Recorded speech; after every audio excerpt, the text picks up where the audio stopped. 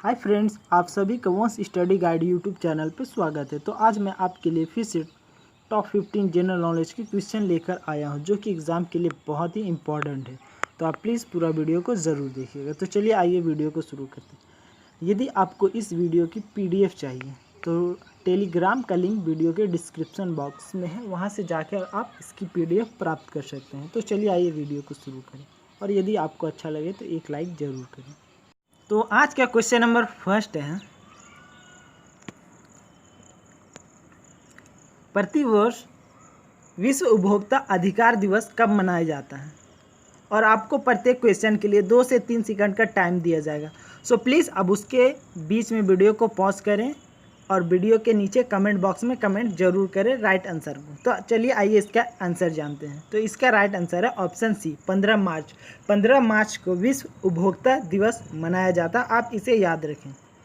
तो चलिए question number next की ओर बढ़ते हैं। क्वेश्चन नंबर सेकंड में है, कंप्यूटर के लिए IC चिप प्रायः किस पदार्थ से बनी होती है? और एग्ज़ाम में यह भी क्वेश्चन बहुत बार रिपीट हुआ है। तो इसका राइट आंसर है ऑप्शन ए, सिलिकॉन से बनी होती है। और यदि IC का फुल फॉर्म की बात की जाए तो IC का फुल फॉर्म होता है इंटीग्रेटेड सर्किट। क्या होता है? Integrated circuit. आप नोट करना चाहें तो नोट कर लें, इंटीग्रेटेड सर्किट कई बार एग्जाम में पूछा गया है। तो चलिए क्वेश्चन नंबर नेक्स्ट की ओर बढ़ते हैं। क्वेश्चन नंबर 3 में है, निम्नोक्त में से कौन सी विश्व की सबसे लंबी नदी है? तो यह क्वेश्चन आपको पता होना चाहिए। विश्व की सबसे लंबी नदी नील नदी है, जिसे नाइल नदी के नाम से भी जाना जाता है। और यदि इसका उद्गम स्थल की बात की जाए तो इसकी उद्गम स्थल मिस्र एक कंट्री है, वहाँ से होता है। सो आप प्लीज़ इसे याद रखें। और यदि इसकी स्टैटिक पॉइंट की बात की जाए तो इसकी राजधानी कहीरा है, तो आप इसे भी याद रखें। और यदि इसकी मुद्रा की बात की जाए तो यहाँ पौंड चलता है, तो आप इसे भी स्टैटिक पॉइंट को जरूर याद रखें। तो चलिए आइए इसके कुछ ऑप्शन की ओर बात करते हैं। तो ऑप्शन ए में आपको दिख रहा होगा कि अमेजन नदी। तो अमेजन नदी विश्व की सबसे चौड़ी नदी है, तो आप इसे याद रखिए। और यदि यह किस देश में बहती है तो यह ब्राज़ील, एक साउथ अमेरिकन कंट्री है, वहीं इसका उद्गम स्थल है अमेजन नदी की, जो कि विश्व के सबसे चौड़ी नदी है। तो आप प्लीज़ इसे ज़रूर ध्यान रखें। तो चलिए क्वेश्चन नंबर नेक्स्ट की ओर बढ़ते हैं। तो क्वेश्चन नंबर 4 में है कि अलमाटी बांध किस नदी पर बना हुआ है? और बांध से रिलेटेड क्वेश्चन आपके एग्जाम में देखने को ज़रूर मिलेंगे। तो इसका राइट आंसर है ऑप्शन सी, कृष्णा नदी। कृष्णा नदी पर यह बांध बंधा हुआ है। और यदि कृष्णा नदी की बात की जाए तो यह 2 राज्यों से होकर गुजरता है, पहला तेलंगाना और दूसरा आंध्र प्रदेश। तो आइए एक एक करके दोनों के बारे में स्टैटिक पॉइंट जानते हैं। तो पहले जानते हैं तेलंगाना के बारे में। तो तेलंगाना की बात की जाए तो तेलंगाना के CM के चंद्रशेखर राव जी हैं, आप नोट डाउन जरूर करें। कौन है? के चंद्रशेखर राव जी हैं। और यदि यहाँ की गवर्नर की बात की जाए तो यहाँ के गवर्नर विश्वभूषण हैं जी हैं। सॉरी दोस्तों, यहाँ के गवर्नर तमिल सौंदर्य जी हैं, तो आप इसे याद रखें। तो आइए आंध्र प्रदेश की बात करते हैं। तो आंध्र प्रदेश के CM YSR जगन मोहन रेड्डी है, तो आप इसे नोट डाउन जरूर करें, YSR जगन मोहन रेड्डी। और यहाँ की गवर्नर की बात की जाए तो यहाँ के गवर्नर का नाम है विश्वभूषण, तो आप इसे याद रखें। तो चलिए क्वेश्चन नंबर नेक्स्ट की ओर बढ़ते हैं। निम्नोक्त राज्य में से कौन सा सब अपने सुंदर सागर पुलिनो बीच के लिए सबसे अधिक सुख्यात है? तो आपको पता ही होगा कि सबसे सुंदर बीच हमारे भारत देश में कहाँ है। तो इसका राइट आंसर है ऑप्शन सी, गोवा। गोवा के अपने बीचों के लिए बहुत ही प्रख्यात हैं। तो आइए गोवा के बारे में स्टैटिक पॉइंट जानें। गोवा की राजधानी की बात की जाए तो गोवा की राजधानी पणजी है, आप इसे याद रखें। क्या है? पणजी। और यहाँ के CM की बात की जाए तो वह प्रमोद सावंत जी हैं। यहाँ के CM कौन है? CM प्रमोद सावंत हैं। और यहाँ के गवर्नर की बात की जाए तो गवर्नर है सत्यपाल मलिक जी, तो आप इसे भी याद रखें। तो चलिए क्वेश्चन नंबर नेक्स्ट की ओर बढ़ते हैं। तो क्वेश्चन नंबर 6 में है कि नोबेल शांति पुरस्कार किस स्थान पर वितरित किए जाते हैं। तो इसका राइट आंसर है ऑप्शन सी, ऑस्लो। यह नॉर्वे की राजधानी है, तो आप इसे भी याद रखें। नॉर्वे की राजधानी है ऑस्लो, क्योंकि एग्जाम में कई बार राजधानी भी पूछ लिया जाता है। और यहाँ की मुद्रा की बात की जाए तो वह यूरो है, तो आप इसे याद रखिए, क्योंकि यह स्टैटिक पॉइंट कई बार पूछ लिया जाता है। तो चलिए क्वेश्चन नंबर नेक्स्ट की ओर बात करें। तो क्वेश्चन नंबर 7 में कि विश्व की प्रथम महिला प्रधानमंत्री बनी थी। तो महिला प्रधानमंत्री एग्जाम में बहुत बार पूछा गया, तो इसका राइट आंसर है ऑप्शन बी, श्रीमती भंडार नायके।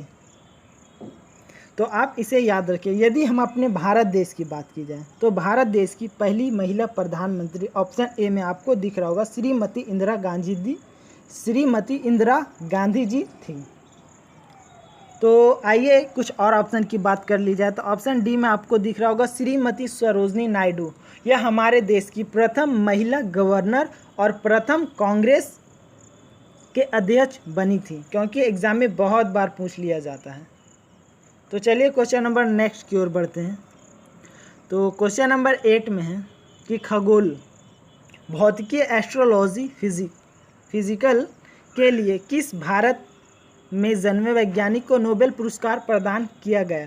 तो इसका राइट आंसर है option A, professor Chandrashekhar Rao ji को भौतिकी के क्षेत्र में नोबेल पुरस्कार दिया गया था। तो आप याद रखें। तो चलिए क्वेश्चन नंबर नेक्स्ट की ओर बढ़ते हैं। तो क्वेश्चन नंबर 9 में है कि दी जिन ड्रिंकर्स नामक पुस्तक के लेखक कौन है। और बुक से रिलेटेड क्वेश्चन आपके एग्ज़ाम में 1 नंबर को देखने के लिए मिल ही जाएंगे। सो प्लीज़ आप जितने भी इम्पॉर्टेंट बुक हो आप सभी के नाम याद जरूर कर लें। तो आइए इसका आंसर जानते हैं। तो इसका राइट आंसर है ऑप्शन बी, अनीता देसाई जी दी जिन ड्रिंकर्स नामक पुस्तक के लेखक हैं। तो चलिए क्वेश्चन नंबर नेक्स्ट की ओर बढ़ते हैं। तो क्वेश्चन नंबर 10 में है कि निम्नोक्त राजवंशों में से किसने श्रीलंका एवं दक्षिण पूर्व एशिया को जीता। यह क्वेश्चन बहुत इंपॉर्टेंट है।